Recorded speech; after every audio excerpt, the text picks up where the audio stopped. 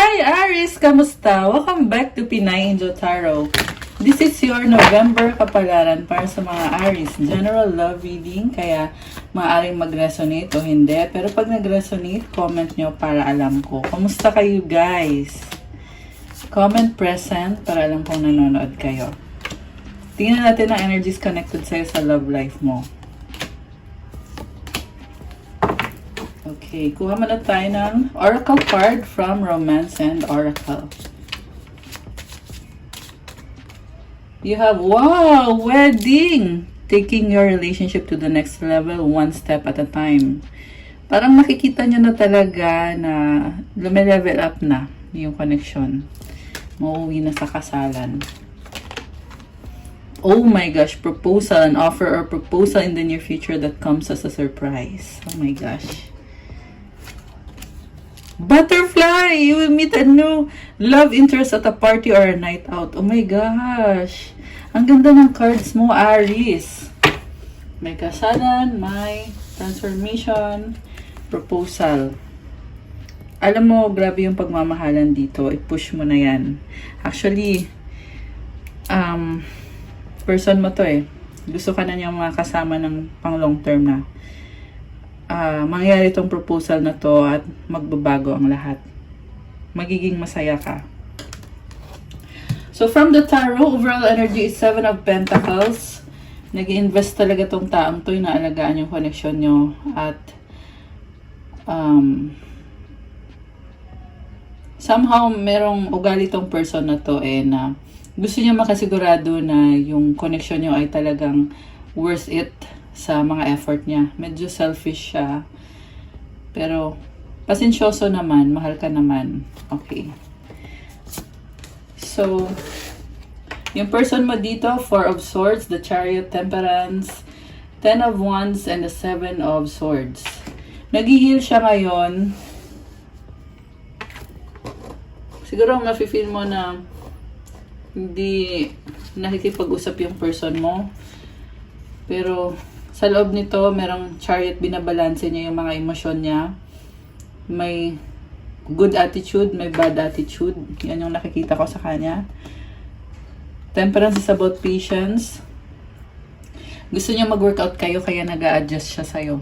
Pero mukhang nasaktan tong taong to for some reason, kaya umiiwas siya, no? May nakita din ako dito na siya yung nakagawa ng kasalanan sa'yo. Kaya gusto niya ipatunayan sa iyo ngayon na nagbago na ako, or parang gusto niya ipakita sa iyo na siya talaga yung nararapat sa iyo, worth it talaga siya para sa iyo.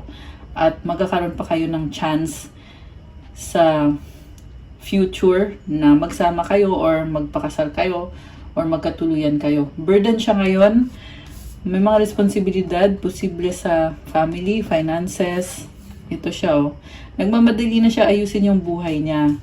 At tinatago niya sa'yo to, andito yung 7 of Swords. Marami din siyang tinago sa yung mga sikreto. So, nakita ko may guilty feeling siya So, dati ay nagkaroon na ng cycle dito na sinaktan ka niya. Pero ngayon, no. Sorry guys, nag-alarm yung isang phone ko. Ngayon wala na Wala na akong nakikitang other party or third party. Pero hindi pa siya nag-open up sa'yo masyado. Siguro, iisip niya na hindi na kailangan sabihin sa'yo kung ano yung mga nagawa niya dati. Pero nakita ko dito, nilagay ka dati sa love triangle or sa third party situation. Pero ngayon mukhang wala na Yung nga lang kailangan niya mag-open up sa'yo. Hindi pa to umaamin sa'yo ng mga nangyari or ng mga nararamdaman niya. Natatakot siya takot siya masaktan. Kasi alam niya na totoo naman may pagkakamali naman talaga siya.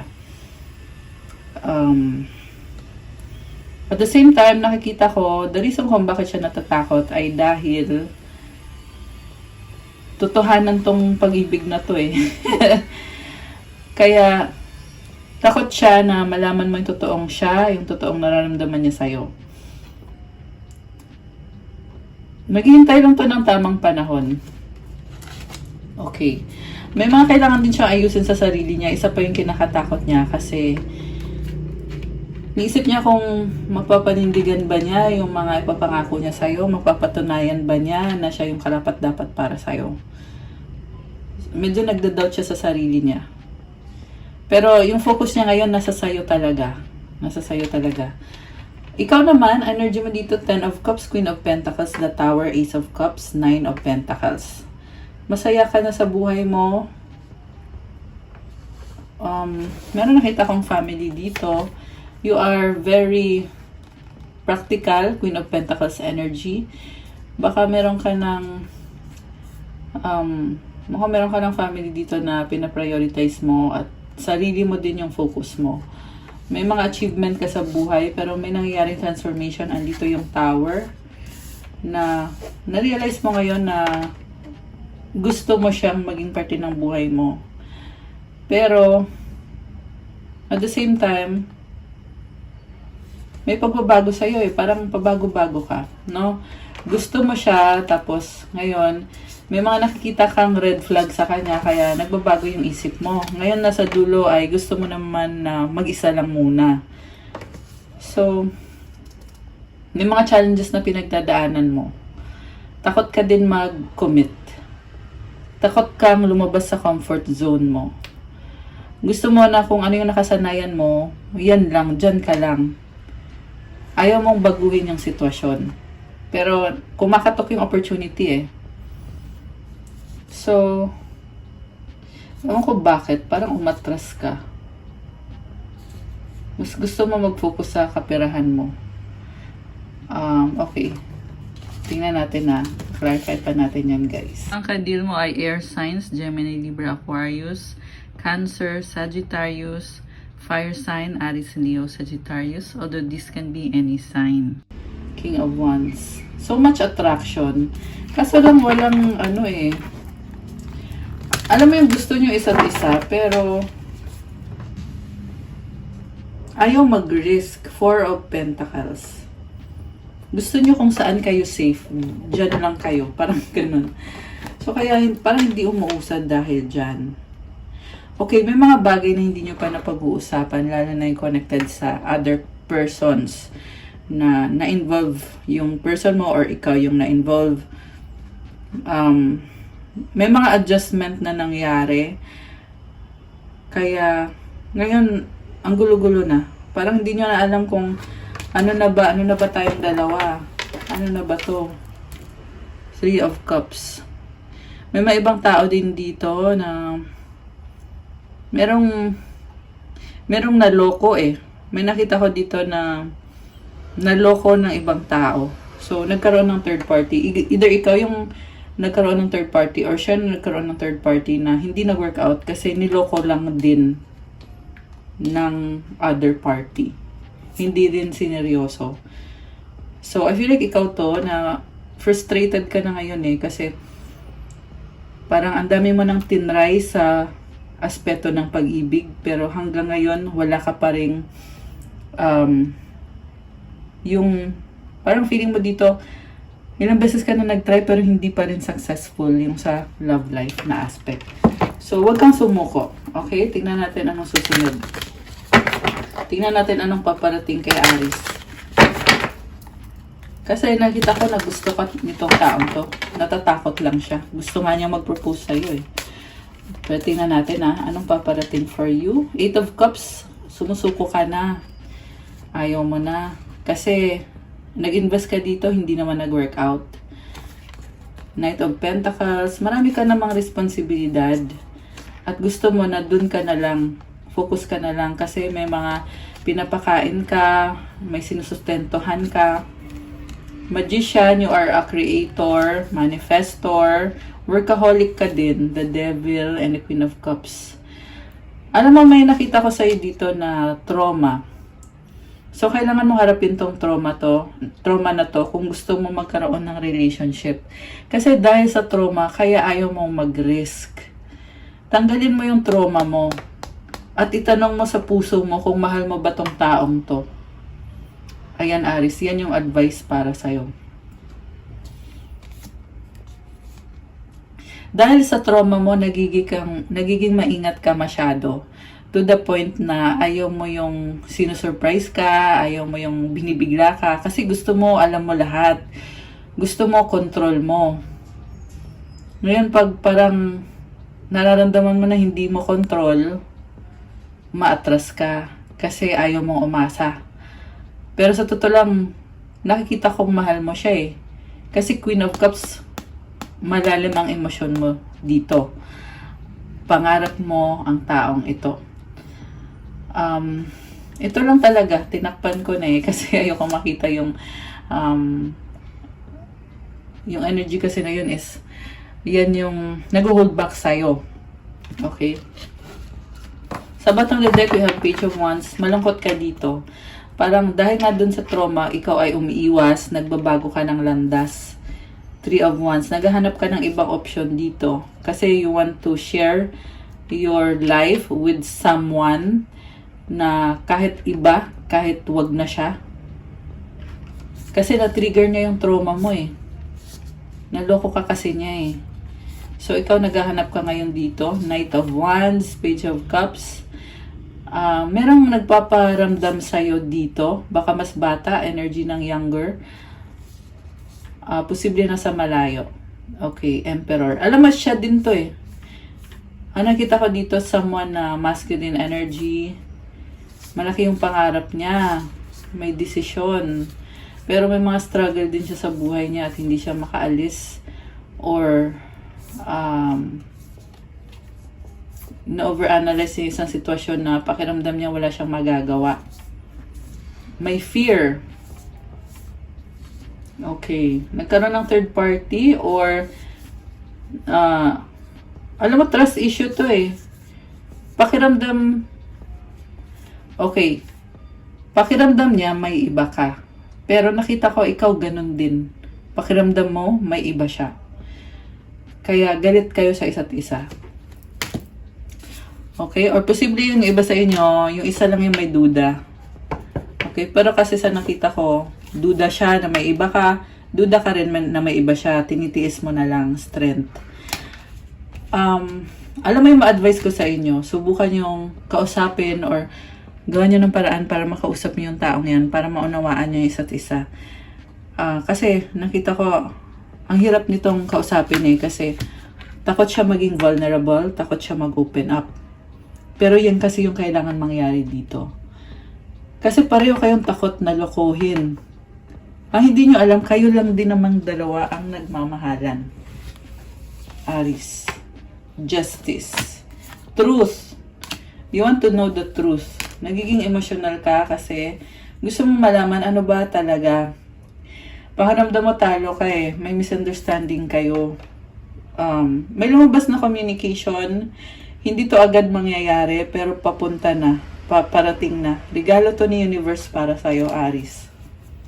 2 of Cups. Ito, reconciliation. Oh my gosh. 6 of Wands, victory, guys. 13-11. 13-13 angel numbers. Oh my gosh. Ayan, may pa-angel numbers pa kayo. Huwag kang mag-alala. Alam mo kasi, minsan, okay na sana eh. Kaso lang, kailangan tanggalin yung pag-overthink, Aries. Alam ko na medyo nag-overthink talaga mga Aries. Kailangan yung bawas-bawasan, guys. Kasi maganda yung energies dito sa nakikita ko. I-manifest mo yon. Okay? Ayan, reconciliation, victory, commitment. Paninindigan ka ng taong to. Yan yung lumalabas. Basta wag mo lang pangunahan or wag lang, ayun na nga, wag mo lang i-overthink kasi may nakikita ko mangyayaring magandang mga bagay. So, ayoko lang sabihin lahat. Basta, ang advice ko lang sa'yo is i-manifest mo. Pag minanifest mo, ito yung outcome dito. Oh. Wedding. Ayan. Magtatapos din yan, basta i-manifest mo lang. Malalim yung connection nyo eh. Yan yung nakikita ko dito, guys. Okay. Tingnan natin yung mga oracle cards connected sa inyo from the telepathy. Ay, tumalon. Okay, spirit. Your spirit is about to be sublimated Value, focus on things of value. Let go and rekindle. Every relationship has those magical moments that can be rekindled. Some things are best let go and let the universe work it out in its divine time. Alam mo, nagdadalawang isip kayo. Ang sinasabi kasi dito is surrender the situation. Okay? Just surrender. Magtiwala. Have faith. Have faith. Medyo kailangan mong umatras dito. Ayan. Sobra kang nakafocus eh. Have more faith. Feelings, take the time to explore the deep emotions you are experiencing. Now, overwhelmed lang kayo, guys. Oh my gosh! 1111 is an important number for twin flames, symbolizing harmony and balance in soulmates. Kailangan yung isa't isa, guys. Kaya, surrender. Trust God. God has a plan. Cherish, protect your relationships well. Okay, maganda tong cherish. 555 angel numbers, 1555. Okay. So 555 is a number of change. Comment 555 to claim positive change. Comment nyo dyan, guys. Ilagay nyo dyan. 555 to claim. Okay, ano pa mga energies ang connected dito? Mga signs connected kay Aries. Getaway, days in the car. Clear, light a candle.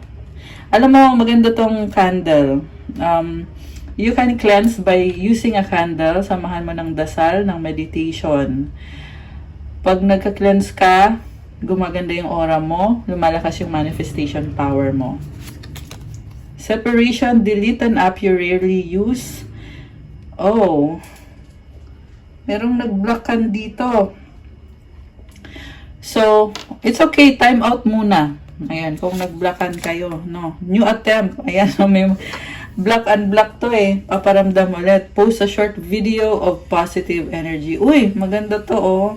Parang active ka sa social media at positive yung energy dito. So, keep it up. Focus. Watch a movie you like. Oh, mahilig kayo manood ng movie. New beginning. Oh my gosh, ang ganda ng energies dito, oh. Throw away an item of clothing you don't like. So guys, kailangan mo mag-declutter. Masyadong maraming gamit sa bahay mo. Pag tinanggal mo yung mga gamit na hindi naman talaga ginagamit, may papasok na blessing. So, yung decluttering is party ng manifestation yan. Once in a while, mag-declutter ka. Declutter ka. Yung, kunyari, may mga damit dyan na ilang taon na hindi napapakinabangan, i-donate mo or di kaya itapon mo na lang talaga. Kasi guys, yung mga stagnant na gamit, ano yan, nagkukos kasi ng problems. Okay, ayoko na masyadong i-detalye. Pwede nyo naman i-research yan kung paano mag-declutter. Maraming, ano yan, dito sa YouTube, maraming content tungkol sa decluttering. Ano yung benefits. Kunyari, mayroon kang lumang gamit na sirang-sira na nasa loob ng bahay mo, ilabas mo at itapon mo na. Kunyari, mayroon ka dyan na lumang cabinet na sira-sira na, itapon mo na. Palitan mo ng bago. Okay? Ganun yung advice para sa'yo. New beginning paparating. Magtanggal ka ng mga gamit na hindi na nakakatulong. Ano ang mga paparating pang energies para kay Aries dito sa connection na to? Aries. Gambling, problems with addiction or gambling, bad finances. Manifest, tell the universe exactly what you want. Earth sign, Taurus, Virgo, Capricorn. So, mag-ingat ka sa pagre-risk sa pera mo. Okay? Parang meron dito guys na may level up yung finances nyo. Maganda naman. Maganda naman. May manifestation card. Guardian, a lost loved one watches over you. Ayan, may mga spirit guides ka. Pet, getting a new pet, giving a current pet more love. Someone else is in the middle. Someone is trying to sabotage. Huwag lang i-overthink yung mga infringing party. Focus sa sarili mo, sa mga gusto mo mangyari sa buhay mo. Kung meant to be kayo, kusa yan papasok sa buhay mo. Hindi mo kailangan pilitin. Okay? Move on. Someone is unavailable. A waste of time. It's over. So, find out more information. Don't overwork yourself. So, medyo ikalma-kalma mo yung sarili mo. Minsan, pag nasistress ka, ayun. Napapagod yung katawan mo, tsaka yung isip mo. So, medyo tanggal-tanggalin mo yung mga isipin. Okay? Confession, someone has to tell you something. Ito na nga yung nararamdaman ko eh. Paparating na, may magko-confess sa'yo ng kanyang damdamin. Ihanda mo ang iyong sarili, Aries.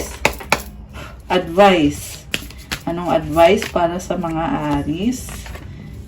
Sa panahon na ito, body, okay? Isa pa nga. Isa pang advice para sa mga Aries. Okay. Ay, dami. Ito, dalawa na lang. So, body, show me divine how to love and fully care for this body. Please give me the radiant miracle of accepting my body as it is. Ayan, alagaan mo yung katawan mo. Nagpapaganda ata kayo ng katawan. Despair, I need your divine intercession right now, O Great Spirit. Lift this darkness from my soul. Free me from this burden. Open me to your highest plan. May I be a peaceful vessel for your love. Magdasal ka. I-surrender mo kay God yung nararamdaman mong bigat. Cast mo yung burden mo kay God. Kasi mahal ka niya. Mahal ka ni God. Siya yung bahala dyan. Gawin mo lang yung kailangan mong gawin. When it comes to mga problem, isurrender mo lahat kay God. Okay? Alagaan mo yung sarili mo. Nakikita ko parang nalilito ka. Ayan, may mga numbers na nagpapakita sa akin na gusto mo magsimula pero nahihirapan ka. Or gusto mo magsimula ulit or mag-start from scratch at i-build mo yung sarili mo pero nagsa-struggle ka. Dahil yan kasi may mga bagay pa na hindi mo dapat kapitan. Mga bagay na dapat i-let go. 222, 2202. Ayan, 32. Angel numbers. So, ayan. May plano si God para sa'yo. So, panghawakan mo yon.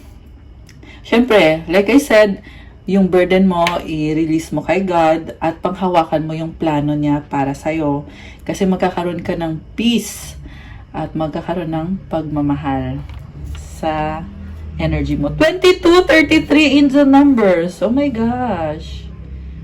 Guys. Ayan, i-claim mo na yan. Comment God's plan to claim. 2244. Comment niya dyan. Ayan. Okay, guys. That's what I have for you, Aries, for your November. Ang layo naman nun. For your November kapalaran, thank you for watching. Please like the video, comment kung nag-resonate ba, kung nagustuhan nyo ba. Subscribe and hit the notification bell. Check out my Instagram if you want to start your crystals journey. May mga crystals na tutulong sa'yo to attract your manifestation sa love at sa kaperahan mo, sa career mo for motivation, focus, creativity, mental clarity, at marami pang iba. Pinapalakas yung physical body mo at yung spiritual, yung ano mo, yung spiritual mo, tutulungan ka. Tingnan nyo na lang po doon at i-message nyo ako. Pa-follow na din po sa Instagram ko kasi kailangan ko po yung support nyo. Thank you, Aries. I love you guys. I'll see you again soon. Have a good day. God bless you all and stay safe. Bye! Angel numbers 2345. Oh my gosh! Grabe.